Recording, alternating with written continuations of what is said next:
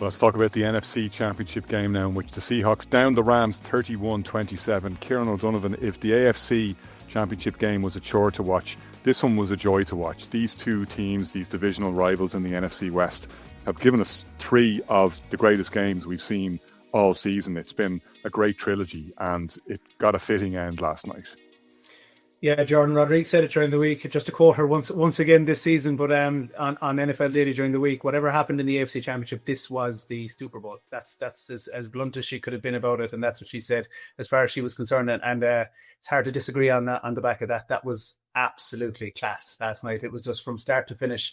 It was just, a little bit of shadow boxing early on, and then it was just haymaker after haymaker up and down the field for the rest of the game. It's exactly what we needed after the bit of a slog in the first game.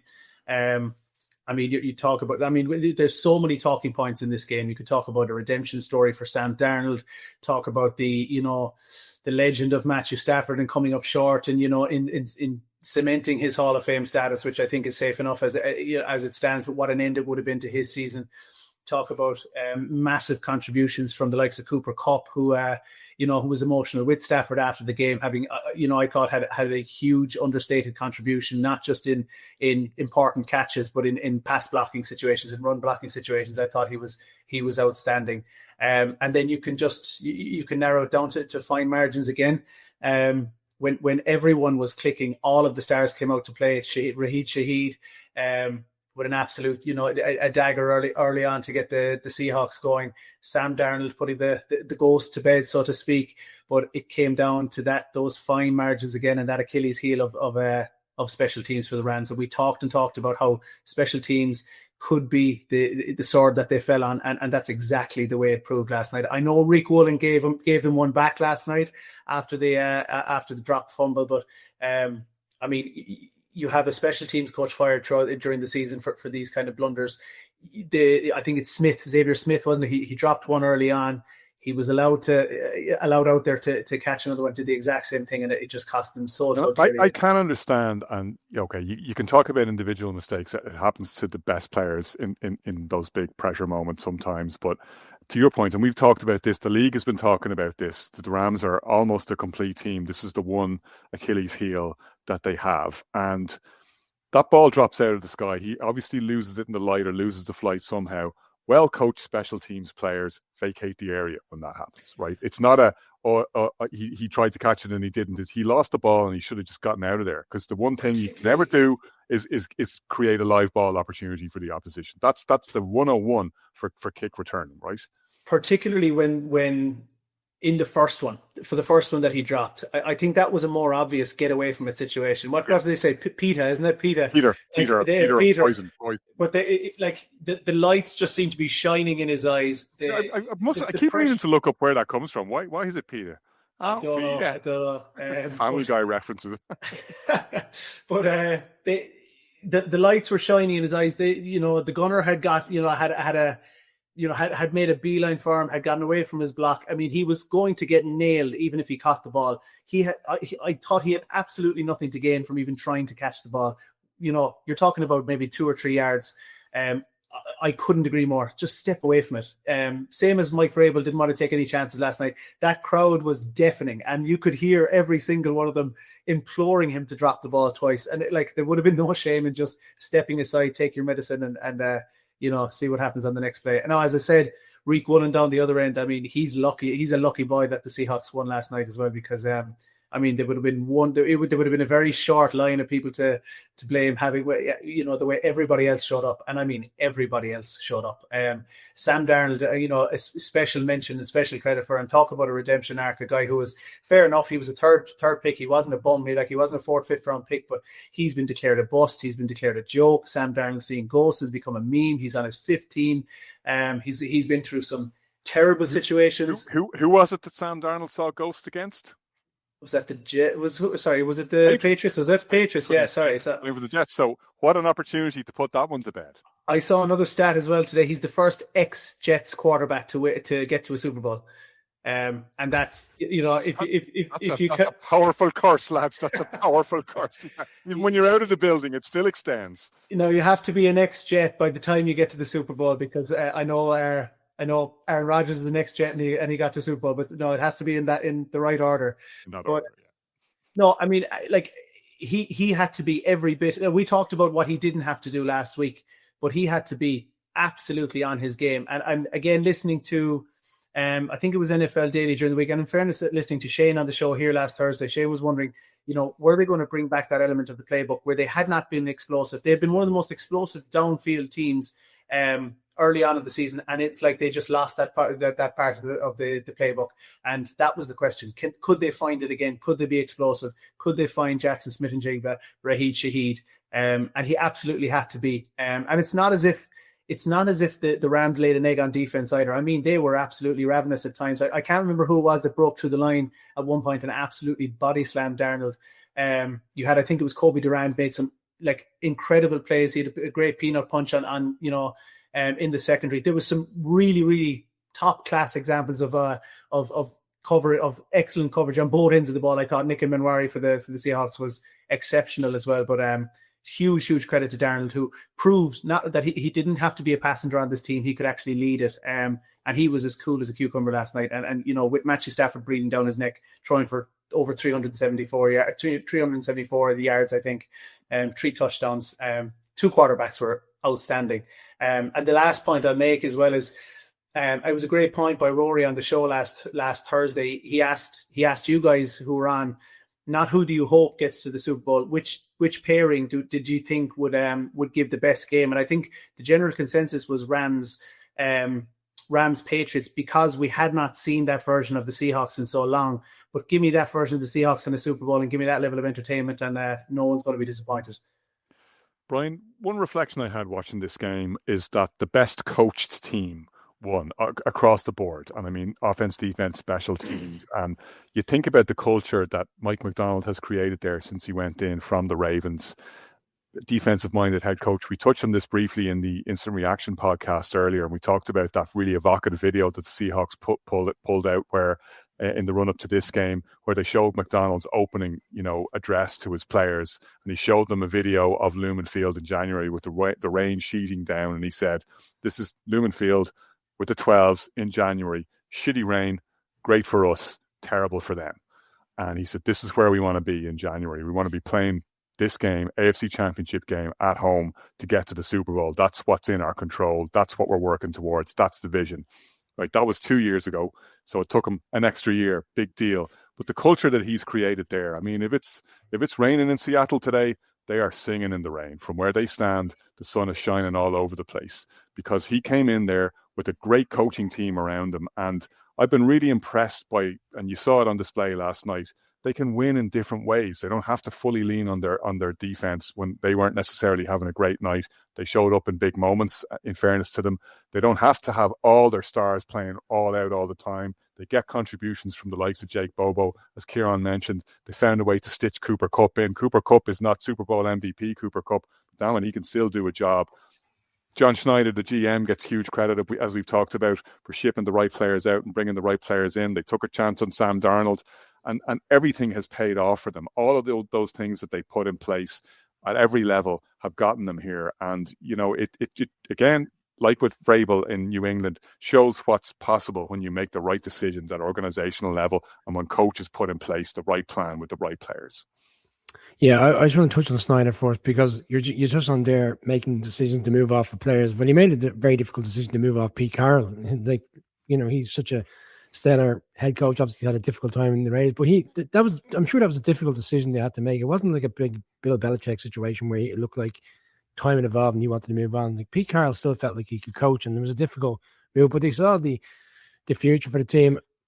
The press conference, the celebrations piece after the game, I thought that was kind of reflective of what you're saying there. When they asked Mike Macdonald about the team, he said, "It's about us. It's about us. It's always been about us. It's not about one player, two players. Everybody contributes. Everybody from the staff internally to the coaching staff. It's everybody's on the same page in terms of what the aspiration is. And the aspiration is go win the Super Bowl in 2 weeks." To that point, Brian, and sorry to cut across you, but just while it occurs to me, and to reference something that Kieran O'Donovan mentioned just a short time ago, I'd say Tariq Woolen's going to be out of that building. Like they don't want guys who do that kind of thing in that building. May not necessarily be in 2 weeks, but it could be in the off season. It kind of struck me last time when I was watching it. Is this a Malcolm Butler situation where the following season in that Super Bowl with the Patriots? Yeah, they put him down. Down? He'll be on his marching orders for the Super Bowl, saying you owe us a big performance, and I wouldn't be surprised if they get rid of him. Like that really jarred with me, that behavior. It's very out of keeping with the rest of how they behave and with the culture they have there. And the settled nature of the coaching staff, they quickly dealt with that last night. I think if anyone is not sure what we're talking about, we're referring to the 3rd and 12, where it looked like they were getting them off the field on 4th and 12, and then it was out of nowhere, one of them decides to chirp in the face of some of the Rams guys, despite being told by a referee who gave him a lot of leeway. 3 times he said, walk away from the situation, and he refused to do so. And then you saw on the sidelines some of the players getting disgruntled with him with a lot of WTFs. But the coaches got involved very quickly because they didn't want that to start getting away from what was going on in the field, such a critical time in the game. And he got hosed on the next play immediately because the Rams, in fairness, we're talking about good coaching. Well, McVay can recognize the situation. He went straight after him. He knew his head would be spinning, and they got a fantastic touchdown. Just to go back to the Seahawks, at the start of the season, I listened to a podcast today with both teams. So I imagine the odds were very similar with QuinnBet. Like Patriots and Seahawks were 50-1 plus to win the Super Bowl this year. So anybody who's on the right side of that last off season is probably very nervous now going into the Super Bowl. But it just goes to show yet again that if a coaching staff can put together a good team that they can rely on, they get the players that are all bought in. To the point he made, it's all about us. You can find ways to get yourself in a position. They're the 1 seed, and no one saw that come. We felt that they were worthy of a playoff spot last year. This year, I don't necessarily think anyone thought they were going to go to the Super Bowl, but the calmness of his head coach, 2 years at it, like the Baltimore have really never recovered defensively since he moved from there. And like one Mike is going to win the Super Bowl in 2 weeks, and history is going to be made one way or the other. Because if Vrabel wins, he's going to be the first coach, I believe, to win it as a player for the same team and obviously coaching the team. But Seahawks will have something to say about that in 2 weeks. The Darnold arc here on Boyle, and I'm conscious of jinxing it before it's done because he's got the biggest game of all to come in 2 weeks' time. It's hard not to be pleased for this guy. He's always carried himself with dignity when people have dumped on him since his early days in the league. The Seeing Ghosts game, I think, was his second game as a Jet when he played against the Patriots, and it looked like he was absolutely on the slide and headed for ignominy after that. Like the talk was that the Jets had ruined him, and I can't help but think how highly drafted quarterbacks get either hyped to the heavens or dismissed overly quickly, and how it takes time to invest in and to develop a guy, and the right spot or the wrong landing spot can make a massive difference in how that whole trajectory evolves, for good or for bad. It's taken Darnold really until his fourth team, I think, was really the Vikings, where he came to life again. He did a little bit in Carolina, but he has now finally achieved his potential, and that potential, it turns out, was to play for Lombardi. Yeah, and there's a whole separate conversation we could have about the Jets and the futility of that organization. How you should never be drafted by the Jets. We've already seen the guy from Oregon this year refuse to go to the draft because he didn't want to go to the Jets. I mean, it's a graveyard for quarterbacks, especially younger quarterbacks. But yeah, it's great to see it. I mean, the thing with this league is, it's a league of second chances. I mean, we've seen so many players that have come around and, had horrible experiences or just, made terrible decisions, whether it be on the field, off the field. It's definitely a league of second chances. And yeah, Darnold may be on his third or fourth chance after, like you said, after Carolina and after Minnesota. But, he showed flashes of this with Minnesota. But it's great to see.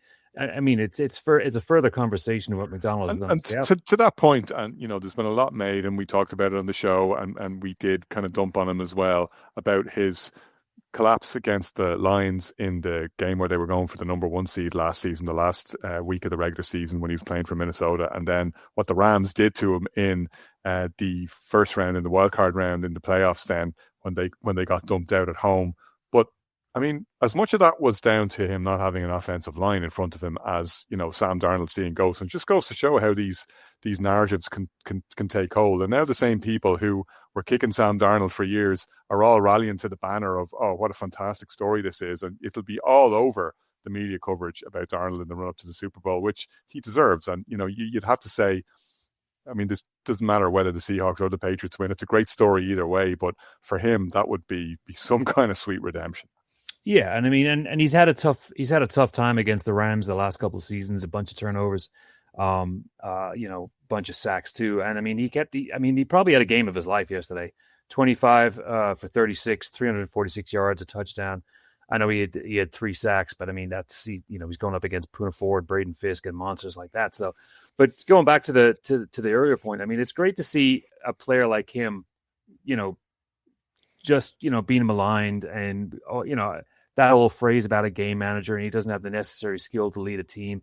But you put a player in a position like him, where he is with the Seahawks, with a phenomenal O-line. He's got all the weapons around him. He can run as well. I mean, people forget he's got wheels too. He's not just stationary back there, but he was able to scramble too. But when you've got a tandem like, I know he wasn't playing yesterday, but when you've Charbonnet and Walker out there as your outlet, and then you've got a wide receiver having another career year in Smith and Jigba, it makes things a hell of a lot easier. But I think it's testimony to, just sticking with it. I mean, we've all gone through difficult circumstances and, probably being close to throwing in the hat for various things in our life. But, this kid loves football. He's determined to succeed. He was a great quarterback in college. And, he believed in himself. His family believed in himself. And he was able to just pull himself through a really tough time with the Jets, tough time with the Panthers. It started to get brighter as it's really a lesson of just resilience and just sticking to your beliefs and your convictions. And it's great to see the situation that he's in now, because, a lot of people are saying that, kind of similar to May, that the team is winning in spite of him, or, he's just making sure he stays out of trouble. I mean, that was a phenomenal game yesterday. He was confident. He was poised. He was leaning into throws. He was making great runs with his legs, and pointing out for his blockers where to go. So, I mean, you have to feel, the Super Bowl always throws up these kind of redemption stories, and there's always one or two, whether they're, on the defense or the offense. But this is a real story that people can rally behind. A player who was, pretty much down and out and forgotten about in the league, but he believed in his skills, he believed in his abilities, and he was able to get through the postseason really well and lead his team to the Super Bowl. So it's good to see. Yeah, well, there'll be no Burrow, there'll be no Mahomes, there'll be no Jackson, there'll be no Allen, there'll be no Goff, there'll be no Stafford. None of those guys will be playing in the Super Bowl. It will be May versus Darnold, Seahawks versus Patriots at Santa Clara in just under 2 weeks' time. We'll be there. We have plenty of coverage in the run-up to that game, so stay tuned to the Irish NFL Show.